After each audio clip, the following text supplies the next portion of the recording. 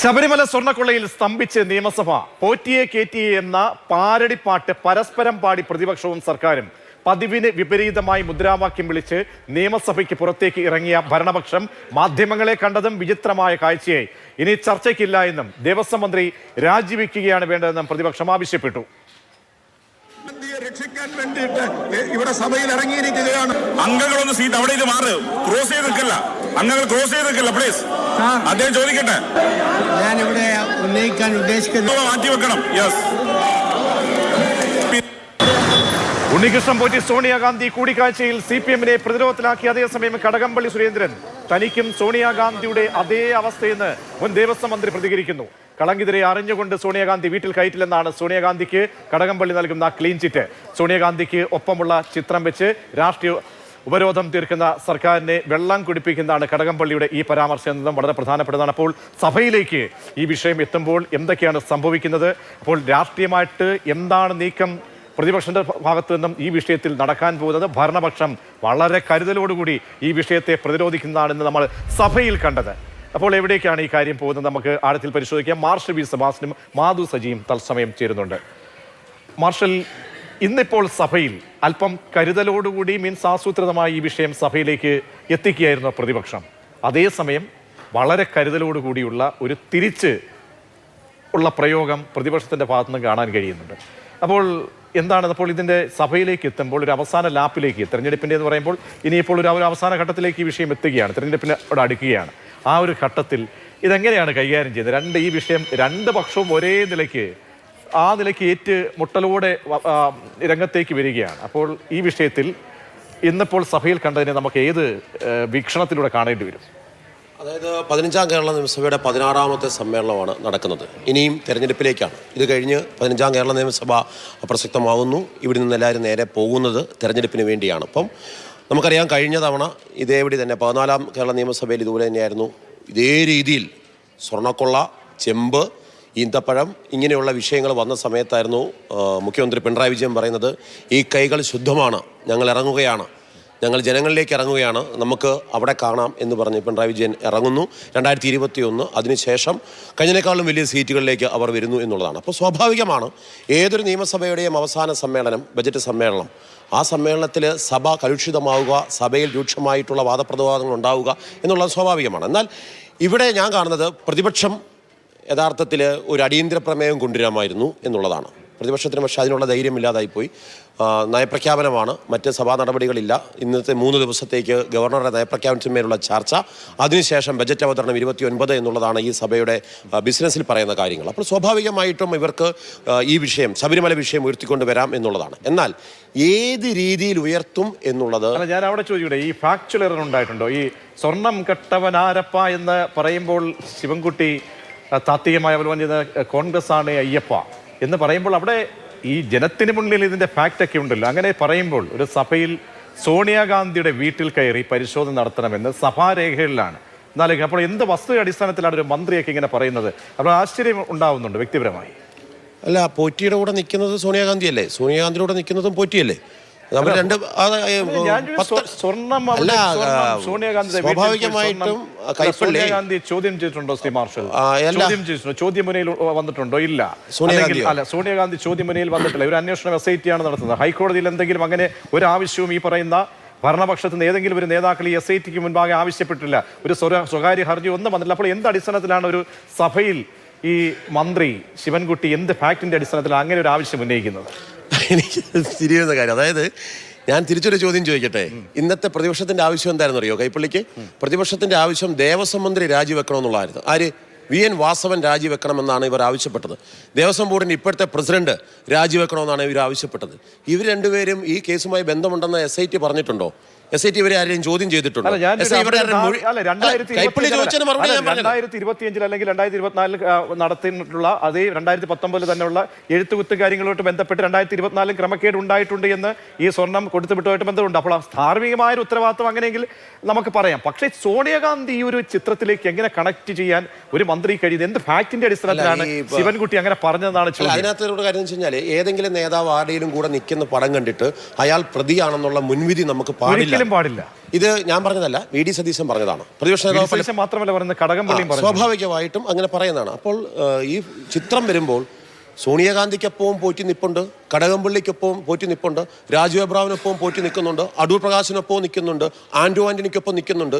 പോറ്റി നിൽക്കാത്തവരില്ല, അമ്പ് കൊള്ളാത്തവരില്ല, കുരുക്കളിൽ എന്ന് പറഞ്ഞ പോലെ മിക്കവാറും എല്ലാവരും തന്നെ പോറ്റിക്കൊപ്പം നിൽക്കുന്നുണ്ട്. ആ പോറ്റി പ്രശ്നക്കാരാണെന്നുള്ള കാര്യം അവർക്കറിയില്ല. ഇതൊക്കെ സ്വാഭാവികമായി നമുക്കറിയാവുന്ന കാര്യമാണ്. ഇതിനെ രാഷ്ട്രീയവൽക്കരിക്കപ്പെടുമ്പോൾ, ഇതിനെ രാഷ്ട്രീയപരമായിട്ട് ഒരു ഇരയാക്കി മാറ്റിക്കൊണ്ട് കടകംപള്ളി രാജിവെക്കണം, അല്ലെങ്കിൽ കടകംപള്ളിക്ക് ബന്ധമുണ്ട് എന്ന് പറയുമ്പോൾ തിരിച്ചുള്ള രാഷ്ട്രീയമാണ്.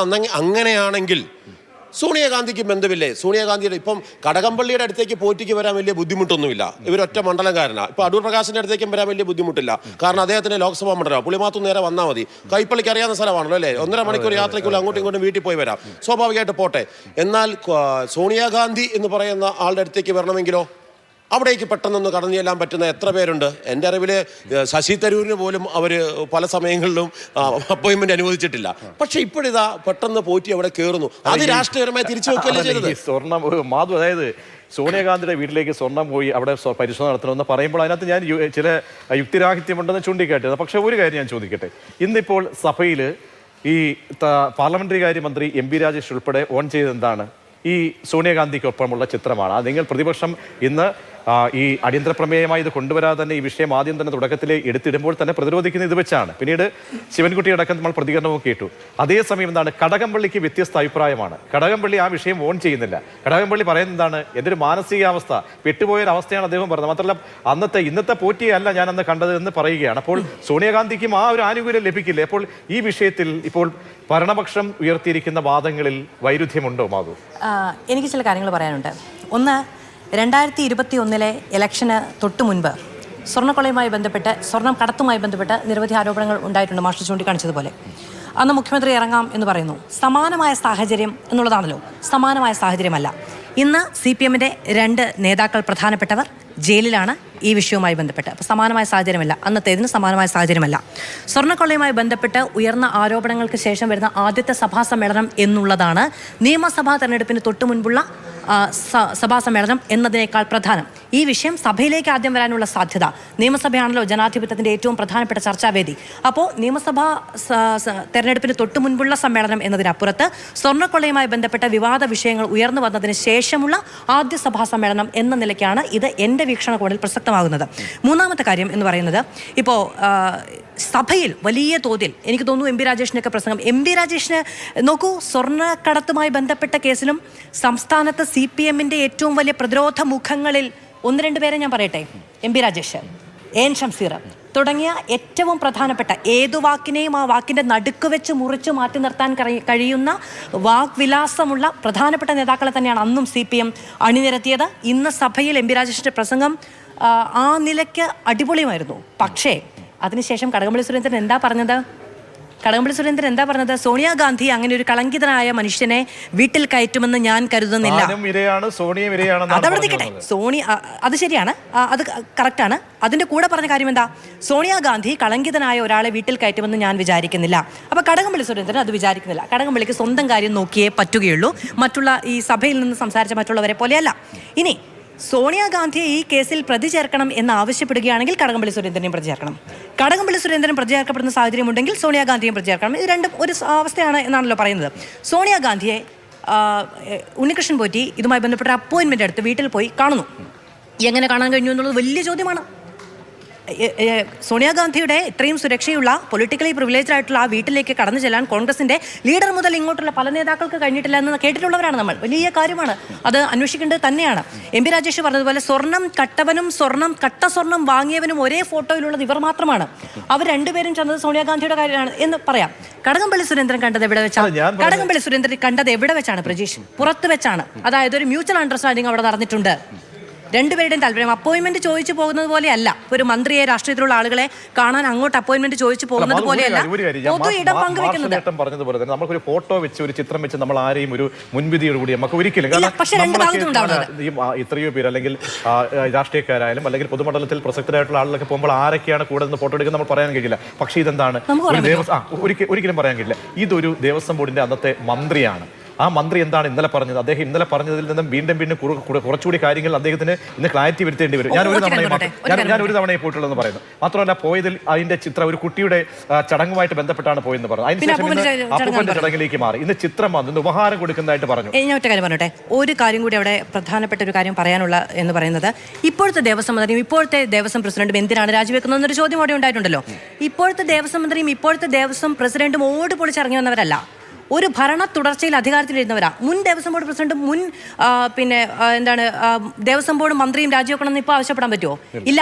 ആ സർക്കാരിന്റെ തുടർച്ചയിലുള്ള അധികാരത്തിൽ ആ സർക്കാരിന്റെ ആ മുന്നണിയുടെ ഉത്തരവാദിത്തമുള്ള സ്ഥാനത്ത് അതേ സ്ഥാനത്ത് ഇരിക്കുന്നവർ, ആ സർക്കാരിലേക്കാണ് ചോദ്യം വരുന്നത്, അല്ലെങ്കിൽ ആ സർക്കാരിന് നേതൃത്വം നൽകുന്ന മുന്നണിയുടെയാണ്. അപ്പൊ അവർക്ക് അന്ന് സംരക്ഷിക്കാൻ കഴിഞ്ഞില്ലെങ്കിൽ എന്തിനാണ് ജനങ്ങൾ അവർ ഇന്ന് സംരക്ഷിക്കുന്നു എന്ന് വിശ്വസിക്കേണ്ടത് എന്ന ചോദ്യമാണ് പ്രതിപക്ഷം ഉയർത്തുന്നത്. അതുകൊണ്ട് അവർക്ക് ആ 2 സ്ഥാനങ്ങളിലേക്ക് വിരൽച്ചുകൊണ്ടാൻ പറ്റുള്ളൂ പ്രതിപക്ഷത്തിന്. തീർച്ചയായും. അവിടെ മാർഷലായിട്ട് ഒരു കാര്യം കൂടി, ഇപ്പോൾ ഒരു ദേവസ്വം ബോർഡ് മന്ത്രിയെ സംബന്ധിച്ച് നമുക്കറിയാം, പരിമിതമായിട്ടുള്ള ഒരു ഇടപെടലേ അവിടെ ദേവസ്വം ബോർഡിലേക്ക് സാധ്യമാവുകയുള്ളൂ. പക്ഷേ ഇവിടെ ഈ പറയുന്ന രീതിയിൽ പല കാര്യങ്ങളിലും ഒരു വ്യക്തതക്കുറവ് കടകംപള്ളിയുടെ ഭാഗത്തു നിന്നും വിശദീകരണവുമായി ബന്ധപ്പെട്ട് കാണുന്നുള്ളതായി തോന്നുന്നു. പ്രതിപക്ഷം ഈ വിഷയം ഇങ്ങനെയല്ലേ കൈകാര്യം ചെയ്യാൻ പറ്റുകയുള്ളൂ? പ്രതിപക്ഷത്തിന് അതിൻ്റെ ബാധ്യതയാണ്. പ്രതിപക്ഷം ഈ വിഷയം നന്നായി തുടക്കം മുതലേ ഉന്നയിക്കുന്നു. അതിനുശേഷം എന്താണ്, ചിത്രത്തിലേക്ക് വരുന്ന സോണിയും അടൂർ പ്രകാശ് LDF കൺവീനറുമാണ്.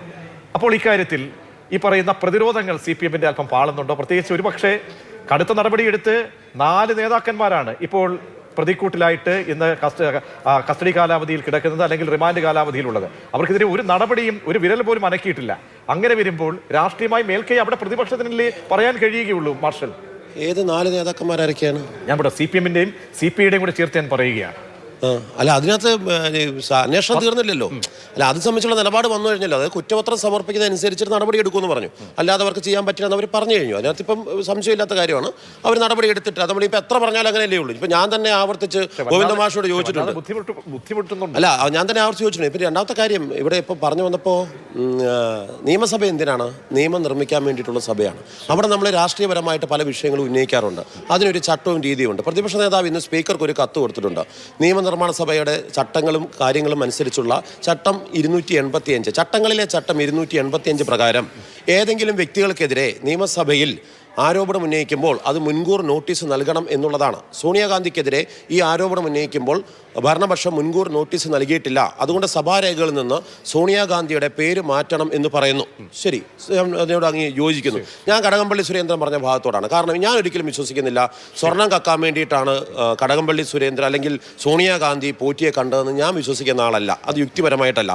എന്നാൽ മന്ത്രിയായിരിക്കുന്ന സമയത്ത് കടകംപള്ളിയുടെ കൂടെ ഇരിക്കുന്ന ഒരു ഫോട്ടോ വന്നു എന്ന് കരുതി കടകംപള്ളിയും രാജിവെക്കണം, പിന്നീട് ഇപ്പോഴത്തെ ദേവസ്വം മന്ത്രിയും രാജിവെക്കണം എന്ന് പറയുന്ന പ്രതിപക്ഷത്തിൻ്റെ ആ വലിയ ധർമ്മം അതെനിക്ക് മനസ്സിലാകുന്നില്ല. ഞാൻ ചോദിക്കുന്നത്, ഒരു ബഹുമാനപ്പെട്ട ഹൈക്കോടതി ഒരു അന്വേഷണ സംഘത്തെ വെച്ചു, അവർ കുറ്റപത്രം പോലും കൊടുത്തിട്ടില്ല. ആ കുറ്റപത്രത്തിനകത്ത് ഇവർ പ്രതിയാണെന്ന് വരട്ടെ, അല്ലെങ്കിൽ ഇവർക്ക് പങ്കുണ്ടെന്ന് പറയട്ടെ, അതിനുശേഷമല്ലേ രാജി എന്ന് പറയുന്നത്. ഇവിടെ കാണുന്നത് പ്രതിപക്ഷം ഈ വിഷയം ചർച്ച ചെയ്യാൻ ഭയപ്പെടുന്നതുകൊണ്ട് അവർ ആ വിഷയം ചർച്ച ചെയ്യാതെ ബഹിഷ്കരിച്ച് മലമുണ്ടാക്കി ഇറങ്ങിപ്പോന്നു. അതിനല്ലേ ഒളിച്ചോട്ടോ എന്ന് പറയുന്നത്, അല്ലാതെ എന്തോന്നാണ്? അതിലൊരു കാര്യം കൂടിയുണ്ട്. കോടതിയുടെ കയ്യിൽ ഇരിക്കുന്ന, കോടതിയുടെ പരിഗണനയിലുള്ള വിഷയമായതിനാൽ ഇത് അടിയന്തരപ്രമേയമായി അംഗീകരിക്കാൻ കഴിയില്ല എന്ന് ഈ വിഷയത്തിൽ തന്നെ സ്പീക്കർ മുൻപ് നിലപാടെടുത്തിട്ടുണ്ട്. അത് പ്രതിപക്ഷം ചൂണ്ടിക്കാണിക്കുന്നുണ്ട്. തീർച്ചയായും. അപ്പോൾ ഈ വിഷയം ഇന്ന് പ്രതിപക്ഷ സഭയിലേക്ക് എത്തുമ്പോൾ അതിൽ ചില ശരികേടുകൾ ഉണ്ട് എന്ന് ഭരണപക്ഷം ചൂണ്ടിക്കാട്ടുന്നു.